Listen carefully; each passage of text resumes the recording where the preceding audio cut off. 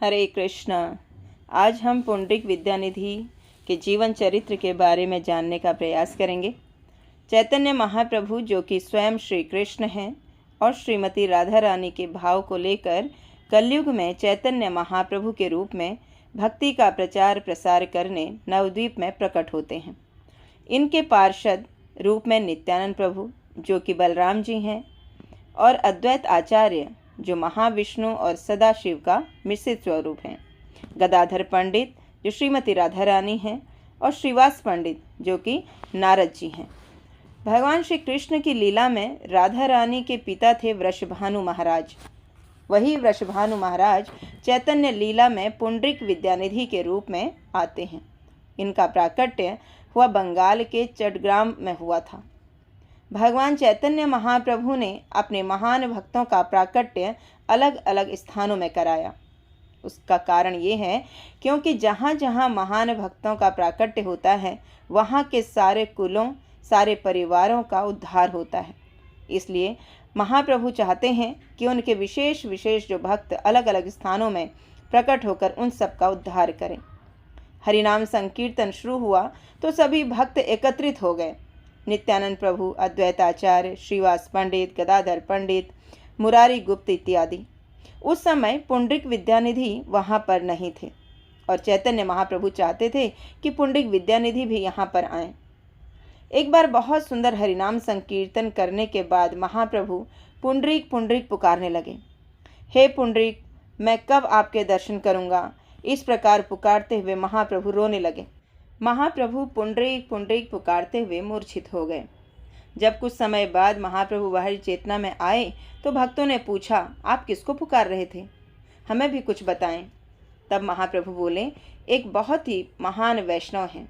आप सब बहुत सौभाग्यशाली हैं कि आपने एक ऐसे महान वैष्णव के बारे में जानने की जिज्ञासा की।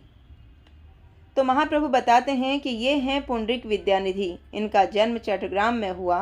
ये महान भक्त हैं और धार्मिक कार्यों में निपुण हैं। चट्टग्राम के वासी उनका बहुत सम्मान करते हैं। बाहरी दृष्टि से वो एक संसारी व्यक्ति लगते हैं, मगर हमेशा कृष्ण प्रेम में मग्न रहते हैं। उनके शरीर में प्रेमावेश के लक्षण दिखते हैं। पुंडरीक विद्यानिधि दिन में गंगा स्नान करने भी नहीं जाते थे। उनको लगता था, इतनी पावन पवित्र गंगा मैं कैसे अपने पैरों से स्पर्श करूंगा। वो रात्रि में गंगा घाट पर जाते थे, सिर्फ गंगा जी का दर्शन करने के लिए और उन्हें प्रणाम करने के लिए। बहुत सारे लोग गंगा जी का अपमान करते हैं। साबुन से गंगा जी में स्नान करेंगे, बाल धोते हैं, मंजन करते हैं, थूकते हैं, कपड़े धोते हैं। ये देखकर पुंडरीक विद्यानिधि को दुख होता था। ये पवित्र जल भगवान श्री कृष्ण के चरणों से निकला है, कोई कैसे इसका अपमान कर सकता है? तो महाप्रभु कहते हैं, ऐसे महान भक्त आप सबके बीच आएंगे। महाप्रभु कहते हैं, मैं ऐसे भक्त का दर्शन करना चाहता हूँ। आप लोग जल्दी से उन्हें यहाँ नवद्वीप में लेकर आएं। तो उधर चैतन्य महाप्रभु पुंडरीक विद्यानिधि के हृदय में भी उनको प्रेरणा देते हैं। तो पुंडरीक विद्यानिधि अपने सेवकों को साथ में लेकर नवद्वीप में प्रवेश कर गए। देखने से भौतिकवादी व्यक्ति लग रहे थे। कोई उन्हें पहचान नहीं पाया कि ये पुंडरीक विद्यानिधि हैं, मगर एक भक्त थे, मुकुंद। ये नवद्वीप में रहते थे। इन्होंने पहचान लिया कि ये तो पुंडरीक विद्यानिधि आए हैं, क्योंकि दोनों का जन्म चट्टग्राम में हुआ था। मुकुंद जो हैं वो वैद्य थे। महाप्रभु बहुत आनंदित हुए। पुंडरीक विद्यानिधि के नवद्वीप में आने पर मुकुंद और गदाधर पंडित की बहुत घनिष्ठ मित्रता थी। मुकुंद को कुछ भी पता चलता था या कुछ भी वो सुनते थे तो वो गदाधर पंडित को जाकर बताते थे। मुकुंद गदाधर पंडित के पास गए और बोले, नवद्वीप में एक महान वैष्णव आए हैं, क्या आप उनके दर्शन करने चलोगे? वैष्णव के जीवन में सबसे अच्छा समय होता है जब वो किसी उत्तम वैष्णव का दर्शन करते हैं। तो सेवा करना, बातचीत करना, उनका आश्रय लेना, ये वैष्णव के जीवन में सबसे अच्छा समय होता है। गदाधर पंडित मुकुंद के साथ पुंडरीक विद्यानिधि के घर पर गए। गदाधर पंडित ने पुंडरीक विद्यानिधि को प्रणाम किया। पुंडरीक विद्यानिधि ने उनको बैठने के लिए स्थान दिया और मुकुंद से पूछने लगे, ये कौन हैं, कहाँ रहते हैं, इनका बहुत सुंदर स्वभाव है। मुकुंद बोले, ये गदाधर पंडित हैं, महान वैष्णव हैं।